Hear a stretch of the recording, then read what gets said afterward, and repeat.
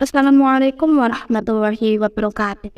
Kepada yang terhormat Ibu Ria Abeni ME selaku dosen pengampu mata kuliah Pasar Modal Syariah. Sebelumnya perkenalkan kami dari kelompok 1 dengan anggota saya sendiri yaitu Nasiah NIM 014. Yang kedua ada Dindana Yunitasari NIM 05. Yang ketiga ada Ika Fitriani NIM 08. Dan yang keempat Arif Nur Rahman NIM 016. Pada pembuatan video kali ini, kelompok kami akan membahas mengenai proses perusahaan go public. Nah, di mana poin-poin yang akan kita bawakan yaitu yang pertama, pengertian go public, yang kedua, mengapa perusahaan harus go public, yang ketiga, manfaat perusahaan go public, dan yang keempat, proses perusahaan go public. Untuk poin yang pertama, yaitu pengertian go public. Proses go public adalah suatu proses di mana perusahaan memutuskan untuk menjual sahamnya kepada publik melalui pasar modal. Nah, dalam hal ini, perusahaan akan mengeluarkan saham baru atau menawarkan saham yang sudah ada kepada investor umum. Yang kedua, mengapa perusahaan harus go public?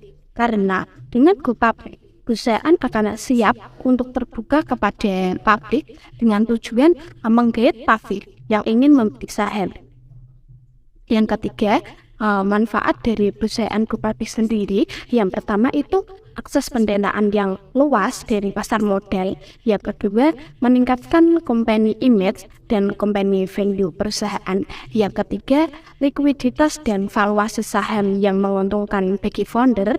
Yang keempat, meningkatkan profesionalisme perusahaan. Yang kelima, pertumbuhan dan kelangsungan usaha. Yang keenam, meningkatkan loyalitas karyawan. Dan yang terakhir adalah insentif pajak. Selanjutnya, proses perusahaan go public. Di Indonesia, proses go public diatur oleh Bursa Efek Indonesia atau BEI dan Otoritas Jasa Keuangan atau OJK. Perusahaan harus memenuhi persyaratan dari kedua lembaga tersebut sebelum dapat melakukan proses go public. Ada 4 tahap proses perusahaan go public. Yang pertama, tahap persiapan. Yang kedua, tahap pengajuan persyaratan pendaftaran. Ketiga, tahap penawaran saham pada publik. Keempat, tahap pendaftaran dan perdagangan saham di Bursa Efek. Tahap pertama ialah tahap persiapan. Tahapan ini merupakan tahapan awal dalam rangka mempersiapkan segala sesuatu yang berkaitan dengan proses go public.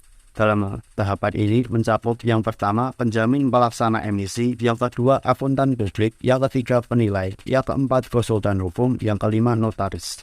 Selanjutnya, tahap yang kedua yaitu tahap pengajuan persyaratan pendaftaran. Pada tahap ini, perusahaan mengajukan permohonan untuk mencatatkan saham, dilengkapi dengan dokumen-dokumen pendukung yang dipersyaratkan.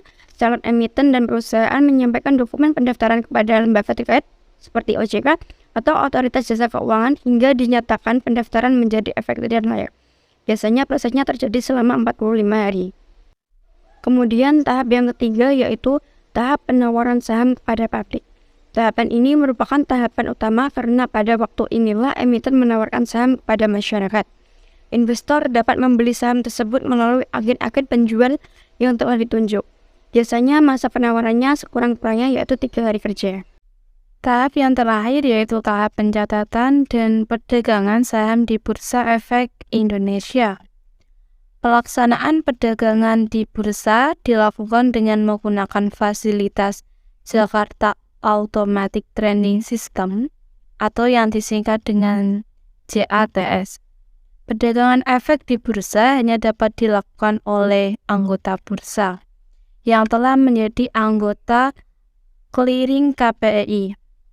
Anggota bursa itu bertanggung jawab terhadap keseluruhan transaksi yang dilakukan di bursa, baik untuk kepentingan sendiri maupun untuk kepentingan nasabah. Adapun proses mekanisme saham ini dibagi menjadi 2 bagian.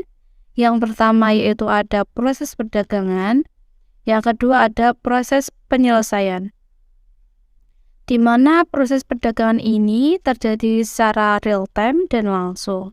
Namun untuk penyelesaiannya sendiri itu membutuhkan untuk hari ini ditambah 2 hari. Jadi kalau saham yang Anda beli itu sudah muncul di portofolio, itu berarti sudah saham menjadi milik Anda. Untuk buktinya sendiri itu dikirim melalui email. Jam perdagangan di Bursa Efek Indonesia dibagi menjadi 2 jam perdagangan. Yang pertama ada perdagangan nasional, yaitu dilakukan antara hari Senin sampai Kamis. Yang kedua ada perdagangan di hari Jumat. Untuk secara sesi perdagangan sendiri itu dibagi menjadi beberapa sesi. Yang pertama ada sesi pre-opening, yang kedua ada sesi pertama dan sesi kedua, yang ketiga ada sesi pre-closing, dan yang terakhir ada sesi post-closing. Adapun syarat-syarat pencatatan saham di Bursa Efek, yaitu yang pertama ada badan hukum calon perusahaan tercatat berbentuk perseroan terbatas atau PT. Yang kedua, pernyataan pendaftaran yang disampaikan ke OJK telah menjadi efektif. Yang ketiga, memiliki komisaris independen sekurang-kurangnya 30%. Yang keempat, ada nilai nominal saham sekurang-kurangnya 100 miliar. Yang kelima, ada calon perusahaan tercatat tidak sedang dalam sengketa hukum yang diperkirakan dapat mempengaruhi kelangsungan perusahaan. Dan yang terakhir ada bidang usaha baik langsung maupun tidak langsung tidak dilarang oleh undang-undang yang berlaku di Indonesia. Adapun efek selain saham yang dapat dicatat di Bursa Efek Indonesia dapat berupa yang pertama ada saham, yang kedua ada reksadana, yang ketiga ada sukuk, yang keempat ada obligasi, yang kelima ada efek berangun aset atau EBA, dan yang keenam ada sertifikat penitipan efek Indonesia. Sekian presentasi dari kelompok pertama. Jika ada kesalahan dalam penutur kata, kami mohon maaf yang sebesar-besarnya. Wassalamualaikum warahmatullahi wabarakatuh.